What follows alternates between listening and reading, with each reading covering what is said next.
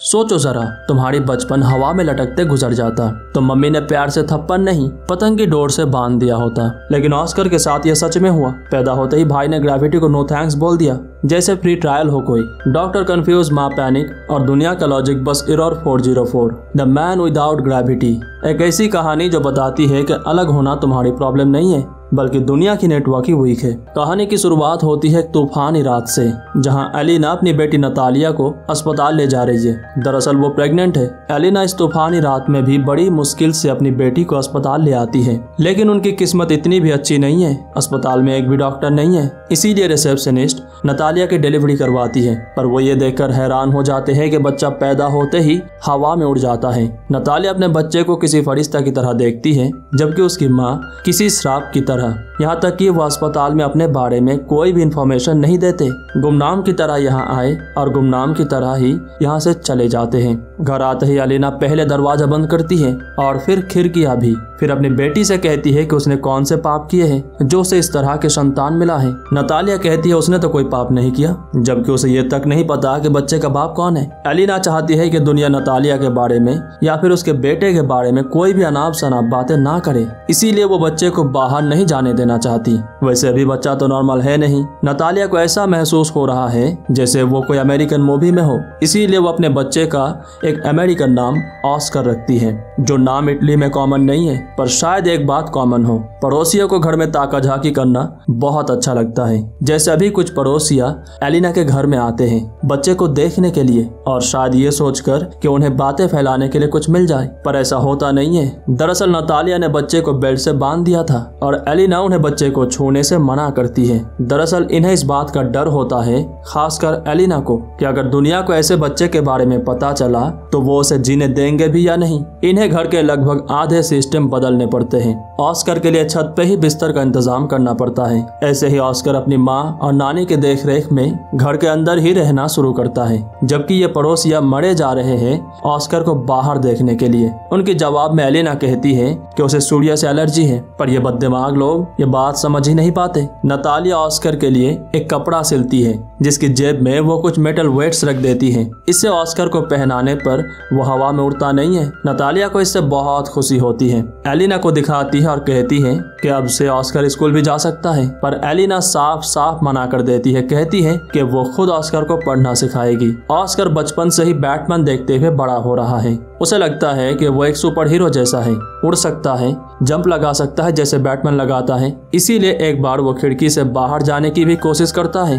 पर उसकी नानी को पता चलते ही वो खिड़कियां सील कर देती है। नतालिया अपनी माँ की हरकतों से तंग आ चुका है। वैसे भी ऑस्कर एक बच्चा है, उसका भी बाहर जाने का मन करता है। इसीलिए नतालिया अपनी माँ की बातों की परवाह ना करते हुए ऑस्कर को लेकर बाहर जाती है। उसे ठीक से चलना सिखाती है। धीरे धीरे वो उसे अपने साथ रोज बाहर ले जाने लगती है। एक दिन नतालिया ग्रोसरी लेने दुकान के अंदर जाती है, जबकि ऑस्कर को बाहर रुकने के लिए कहती है। इस दौरान ऑस्कर इधर उधर चलना शुरू करता है और एक लड़की से टकरा जाता है। वो छोटी सी लड़की ऑस्कर को उसकी पानी की बोतल्स उठाने के लिए कहती है, यहाँ तक कि उन्हें उसके घर पे पहुंचा देने के लिए भी कहती है। ऑस्कर की भोलापन उसे मना नहीं कर पाता। वो उस छोटी सी लड़की के साथ चल देता है। वो लड़की बताती है कि उसका नाम एगाथा है, उसकी माँ की मृत्यु हो चुकी है और अब वो अपनी नानी रोजा के साथ रहती है। इधर ऑस्कर बिल्कुल थक चुका है। एक तो उसकी जेब में मेटल वेट्स है और दूसरी तरफ ये पानी की बोतल्स, इसीलिए वो अपनी मेटल वेट्स को रास्ते में ही फेंक देता है। घर पहुंचकर एगाथा उससे अपनी बोतल्स मांगती है, पर ऑस्कर देने से मना करता है, क्योंकि बोतल्स के हटते ही वो हवा में होगा। लेकिन बच्चे जैसी हरकतें करते हैं। एगाथा उसे बोतल्स छीनने की कोशिश करने लगती है और अगले ही पल ऑस्कर हवा में होता है। एगाथा कहती है, तुम तो सुपरमैन निकले यार, पर ये सुपरमैन कहता है कि वो अपने आप नीचे नहीं आ सकता। इसीलिए एगाथा उसे अपनी बैग देती है। ऑस्कर उससे प्रॉमिस करवाता है कि वो इस घटना के बारे में किसी को भी नहीं बताएगी। देखते ही देखते रात हो जाती है और अब ऑस्कर घर वापस आता है। वो अपनी माँ को पूरी घटना बताता है, पर यह नहीं बताता कि एगाथा को पता है उसके उड़ने के बारे में। खैर फिलहाल नतालिया उसे बिना कहे कहीं भी जाने के लिए मना करती है। अगले दिन से एगाथा उनके घर पे ऑस्कर के साथ खेलने आती है। नतालिया को भी ये बहुत ही अच्छा लगता है कि उसके बेटे को कोई तो मिला, कितना अकेला रहता था बेचारा। धीरे धीरे इनकी जो दोस्ती है वो बहुत ही गहरी होती जाती है। एक दिन एगाथा अपने साथ अपने नानी रोजा को ले आती है। फिर वो ऑस्कर के साथ खेलने बाहर चली जाती है।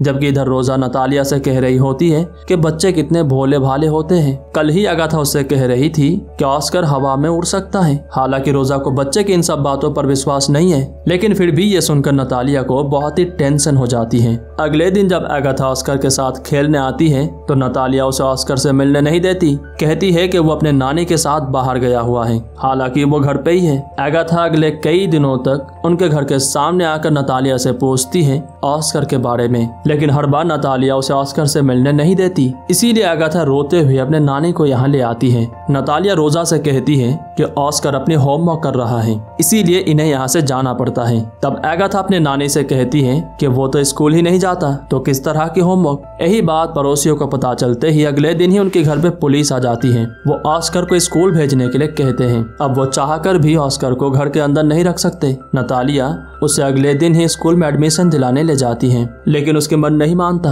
वो ऑस्कर को लेकर एक रिमोट एरिया जाने की फैसला करते हैं ताकि वो बाहर की दुनिया के झमेलों में ना फंसे। वो ऐसे रिमोट एरिया में जाते हैं जहाँ आसपास लोग बहुत ही कम हैं। और अब तो ऑस्कर बड़ा हो चुका है, उसकी नानी की मौत हो चुकी है। यहाँ वो अपने माँ के साथ बिना कोई रोक टोक के आराम से रहता है। दोस्त के नाम पे उसके पास है सिर्फ एंड्रयू, जिसे वो पढ़ना सिखाता है। यहाँ वो सिर्फ किताबें पढ़कर या टीवी देखकर अपना दिन गुजारता है। हालांकि वो इन सब चीजों से बोर हो चुका है, इसीलिए उसकी माँ कहती है उसे पहाड़ों की तरफ जाने के लिए जहाँ फायरवर्क्स होने वाले हैं। लेकिन उसे इन सब चीजों में कोई दिलचस्पी नहीं रहा। वो ये सब चीजें सालों से देखता आ रहा है, हर बार वही चीज। ऑस्कर को ऐसा महसूस होता है कि वो इस दुनिया में क्या कुछ नहीं कर सकता, लेकिन फिर भी उसे पूरी दुनिया से अपने आप को छुपा कर रखना पड़ता है। लेकिन अब उसकी किस्मत बदलने वाला था। टेलीविजन पे एक शो आता है जिसका नाम है एक्स्ट्राऑर्डिनरी मैन। शो की तरह ही यहाँ सारे लोग एक्स्ट्राऑर्डिनरी हैं। यहाँ अलग अलग लोग अपनी अपनी खास खूबियां दिखा रहे होते हैं। ऑस्कर भी इसी शो में जाने का फैसला करता है। जाने से पहले वो अपनी माँ के लिए एक मैसेज छोड़ जाता है जहाँ वो उससे माफी भी मांगता है और कहता है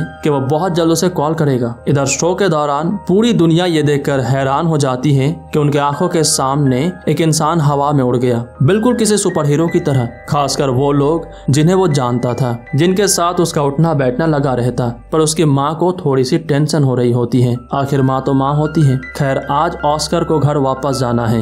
वो अपने पैकिंग में बिजी है। इस दौरान उसे डेविड नाम का एक बंदा फोन करता है जो उससे मिलने की रिक्वेस्ट कर रहा होता है। ऑस्कर उससे मिलता है। इन दोनों के बीच बहुत ही अच्छी बातचीत होती है। दरअसल डेविड ऑस्कर के साथ शो करना चाहता है। इसके बदले में वो बस 10% रेवेन्यू लेना चाहता है। ऑस्कर इसके लिए मान जाता है और वो उसकी स्टेज नाम रखते हैं the man without gravity.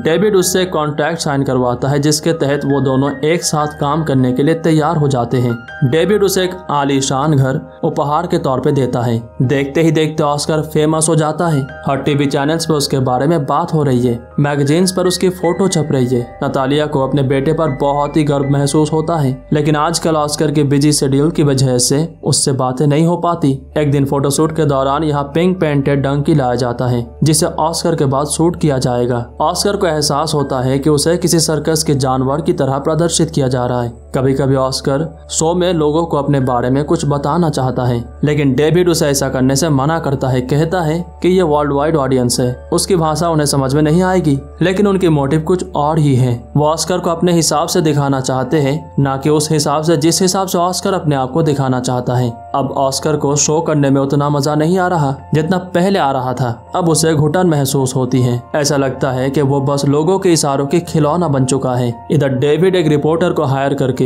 Oscar की और भी ज्यादा मार्केटिंग करना शुरू करता है। अब तो वो सेलिब्रिटी बन चुका है। उसके नाम के म्यूजियम है, यहाँ तक कि उसके पुराने घर के बाहर उसकी मूर्ति बना दिया गया है। ये रिपोर्टर कहती है कि इसी पुराने घर में ऑस्कर अपनी माँ और नानी के साथ रहता था जो बहुत ही पॉजिटिव थे। ये बात ऑस्कर को हजम नहीं होती क्योंकि इन सब बातों से सच्चाई का कोई लेना देना नहीं है। लेकिन सिर्फ यही बात नहीं, बल्कि रिपोर्टिंग में बताई गई ज्यादातर बातें मसाले लगाकर बताया गया है, जैसे हमारे इंडिया की गोदी मीडिया करते हैं। इसके बारे में जब ऑस्कर डेविड से पूछता है तो वो कहता है कि लोग ऐसे ही चीजें सुनना पसंद करते हैं, उन्हें मसाले वाले चीजें ज्यादा पसंद है। खैर, ऑस्कर को अपने बारे में एक बुक पब्लिश करवाना था, इसीलिए डेविड उसे कुछ पब्लिशर से मिलवाता है, लेकिन उनकी विचारधाराएं ऑस्कर से नहीं मिलती। वो खुद ऑस्कर के नाम से बुक पब्लिश करना चाहते हैं जिसमें ऑस्कर की असलियत कम और मसाले वाले बातें ज्यादा होगी, जिनकी सच्चाई से कोई लेना देना नहीं है। इसीलिए ऑस्कर मना कर देता है।